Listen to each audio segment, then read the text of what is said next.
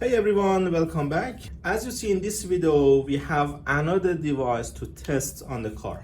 If you have watched other videos on the channel, you already know that in different diagnostic videos, we keep using different devices to see if they are any good for automotive diagnosis. Those devices are scan tools, different type of oscilloscopes, and so on. In this video, we have a 3-in-1 device, which is a 2-channel oscilloscope, signal generator, and multimeter all in one. You know, oscilloscope is very important for automotive diagnosis, but we need to make sure if the oscilloscope that we are getting is capable of capturing the waveform that we are after. We have used many different type of oscilloscopes on our videos, and today is going to be this one, which is from Fnirsi, and this is the model, which is 2D15P.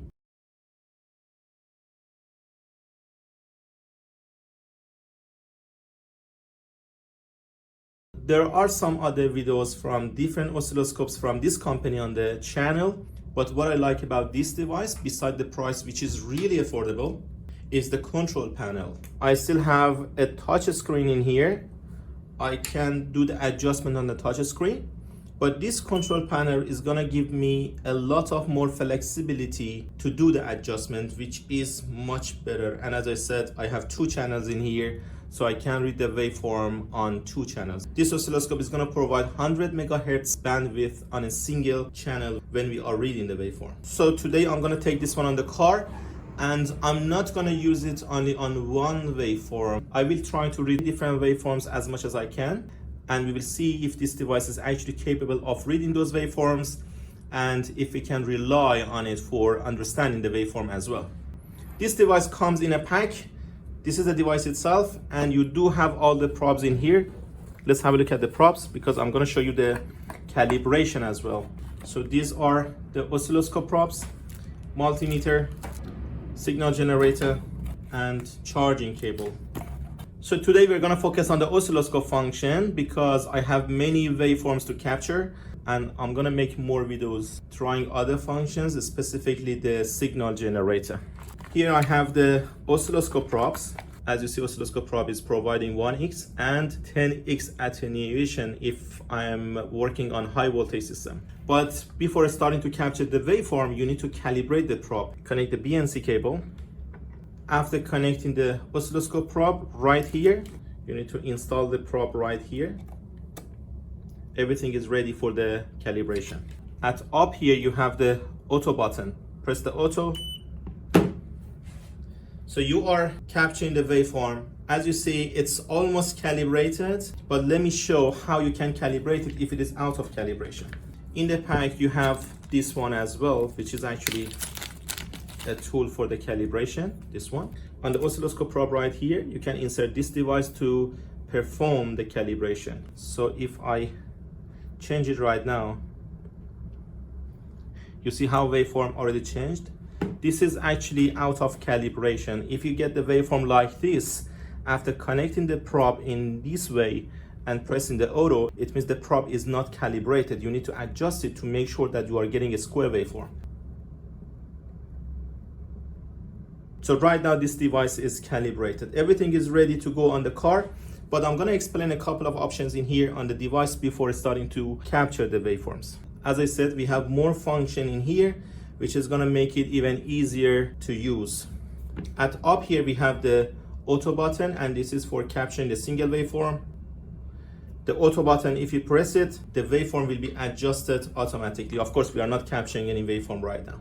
We have 2 knobs in here. One is called vertical, which is for adjusting the voltage range of the oscilloscope, and the other one is called horizontal, which is for adjusting the time, because you know that the oscilloscope is going to show the voltage over the time, so we can adjust the voltage range and the time. So for example, look at here, it's right now on 10 millivolts. So if I go for adjusting the voltage, I'm getting 50, 100 millivolts. So using this control knob, you're actually changing the voltage range on each section on the oscilloscope. And this one is for the time. If you look at here, this is the time frame that we have, 50 milliseconds. And if I adjust it, it's going to be 100, 200, and so on. You can increase it or decrease it exactly based on the waveform that you are getting. It's much easier to adjust it on the screen. You can still adjust it on the screen, but this is much faster.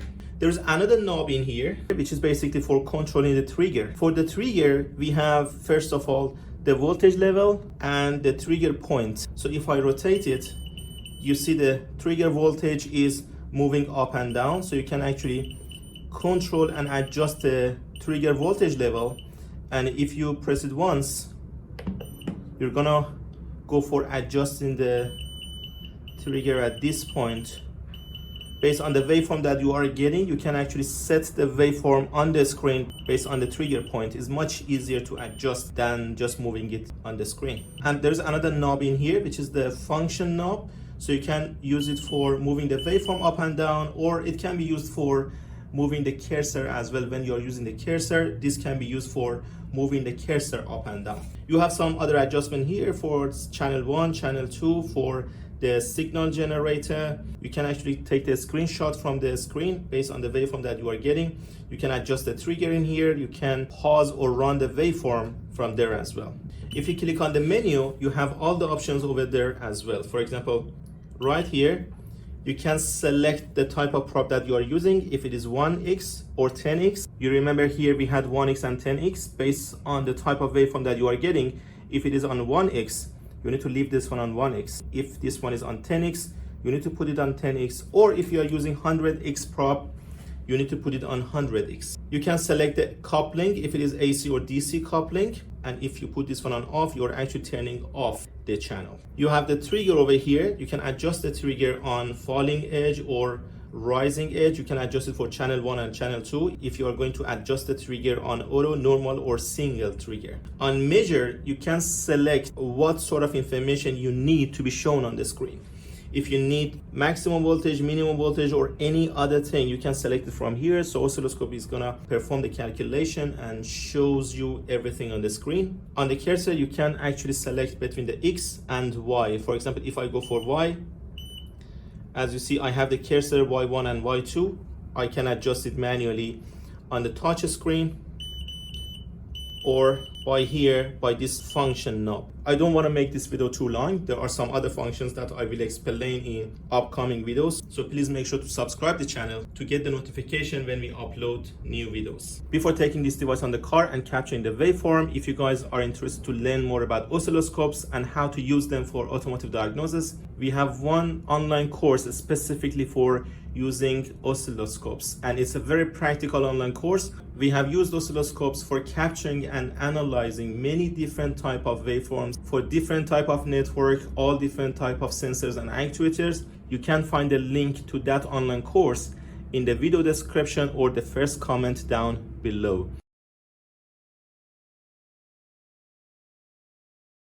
Alright, let's start testing this oscilloscope on the car. I'm gonna start by capturing the waveform from camshaft position sensor and crankshaft position sensor at the very same time using 2 channels. Here's the intake camshaft position sensor. The middle wire is the signal wire of this sensor. I'm gonna insert the test probe right here. And this one is the connector for the crankshaft position sensor. So I'm gonna insert the test probe on this one too. As you see on oscilloscope, I'm using channel 1 and channel 2. And both are adjusted to X1. So I need to make sure that the probe is on X1 as well. So right now we can go for connecting the probes. So this one should sit on the test probe, and this is for a good ground. I connected the channel 1 to crankshaft position sensor and channel 2 to cam sensor.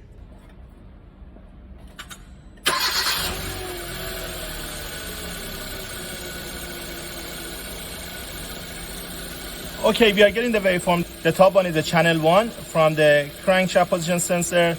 The bottom one is channel 2 camshaft position sensor. Of course, you can adjust the waveforms automatically using this auto button. But right now that you are capturing the waveform, you can adjust the voltage from here and time from here. For example, if I go for less timing, I'm gonna have more details on the waveform. And if I increase the time, I'm gonna have more number of waveforms. So basically on what you need, you can actually adjust the waveform. As I said, you can adjust the voltage and time. If I pause the waveform from here, Basically, this waveform shows that we are getting the waveform from the cam sensor exactly as we want. We want a square waveform like this, and crankshaft position sensor on this car is inductive. So this is exactly what we want. Let me stop the engine and see what we can get from this. So we are capturing the waveform right now. This shows that the sensors are working. And of course, this oscilloscope is capable of capturing the waveforms. And if you want to get more details, for example, if you want to check the engine timing or verify the variable valve timing system operation, you can adjust the timing from here to get more details. Many workshop manuals give you the information to check the engine timing by comparing the crank sensor and cam sensor waveforms. I explain all that in online courses we have on the website for engine sensors and of course for using oscilloscope. But so far what we see here, it shows that we can capture the waveforms on the crank and camshaft position sensors, and we can actually zoom it to get more details as we want. So this is from cam and crank sensor. Right now I'm gonna go for measuring the waveform on ignition coils on this car.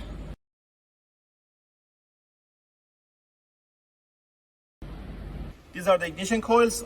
I'm only gonna use one channel to read the waveform from one ignition coil right here. This ignition coil comes with 2 wires. If you're interested to learn more about other ignition coils, you can check our online course for engine actuators, or you can find our videos for ignition coils with 3 wires and 4 wires on the channel. So between these 2 wires, the white one in this ignition coil is the control line. I'm gonna insert the back probe from here. Oscilloscope probe must be on 10x. This ends right here, and this one on a good ground. It's on X1. I need to adjust it on 10x because I just adjusted the probe on the 10x, and all good. Let's go for a start in the car. Also, so as you see, we are getting the waveforms on ignition coils. We can actually zoom it to get better waveform. You have the trigger over here. You can adjust the trigger to any position you want. For example, here you can move the trigger to left side. If you press it again, you're gonna adjust the voltage on the trigger. And let's pause the waveform. We can bring it a little down. All good. Let's stop the engine. So this is the waveform that we are getting from the ignition coil. As you see, it's capturing the waveform properly for us. If you want to take any measurement, you can go for the cursor, Y1, Y2, and you can actually move it up and down. I put the Y1 right here. When eSIM provides the ground to ignition coil primary circuit, of course, voltage is going to drop. So this is the dual time, and here's the peak voltage after collapsing the magnetic field on primary circuit when ECM cuts the ground. So basically, if I go for Y2 for checking the peak voltage right at this point, as you see, the Y2, which is the peak voltage, is 293 volts in this case, which is shown up there. And the rest is the spark duration that we have here. I explain all this in details in Oscilloscope online course, but so far we were able to capture the waveform of ignition coil as well.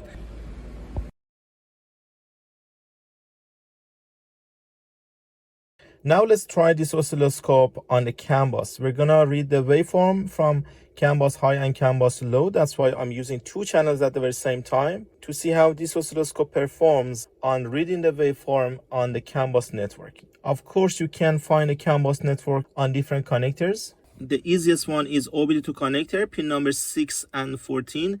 They are for the CAN bus high and low. But today we're going to do something different. This one is the yaw rate sensor, which is used on ESP system for detecting the vehicle condition. Yaw rate sensor shares the information with ESP through the CAN bus network. So if you look at here, these 2 wires, red and blue, which are twisted, they are CAN bus high and low. The red one is CAN bus high, blue one is the CAN bus low. So we're going to read the waveform from these 2. As you see, I have already connected my oscilloscope probes to the CAN high and CAN low. I put the CAN high on channel 1 and CAN low on channel 2. If you're interested to learn more about the CAN bus, or if you want to learn more about yaw rate sensor diagnostic, of course you can find the videos on the channel. So I'm going to turn the ignition switch on. So as you see, as soon as I turn the ignition switch on, I'm getting the waveform. The top one, the yellow one, is the CAN bus high. The blue one is CAN bus low. So you see the adjustment on each one of them right now is 1 volt per division. If you want to have a taller waveform, you can adjust the voltage from here by this one. So you see the waveform is taller. And if you want to do it on channel 2, the same thing. So we are getting the waveform from each one of them. You want to make it more clear, you can adjust the time setting using this one. So if you want to have the waveform on the screen all the time, you can adjust the trigger.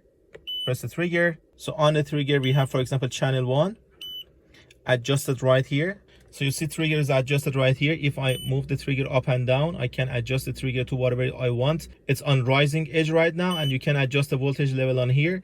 And this is my trigger point. And anytime you want to pause it, you can pause the waveform like this to read the waveform.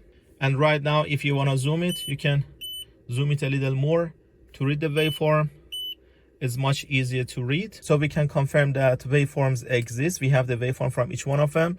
They are actually symmetrical. You can adjust whatever you want to read in here. On the screen, we have some options like Vmax and Vmin. For channel 1, the color is yellow, so it shows that we have Vmax and Vmin for channel 1 in here. You can press this button to select whatever option you want to be shown in here. For example, on channel 2, I want the Vmax and Vmin as well. So I have the Vmax and Vmin for channel 2, and for channel 1, whatever information you need, you can actually select it from here to be shown on the screen. This is actually the performance of this device on the CAN bus. Of course, there are many other situations that we need to read the waveform of the CAN bus. I just showed you one of them on the yaw rate sensor. And as you see, adjustment on the waveform is quite easy with this control panel on the device. Alright everyone, thank you very much for watching. I hope you enjoyed the video. As I said, if you're interested to learn more about this oscilloscope, you can find the link in the video description or the first comment down below. And if you're interested to watch the next videos that I'm gonna make with this device, please don't forget to subscribe the channel to get the notification when we upload new videos. Thank you very much for watching.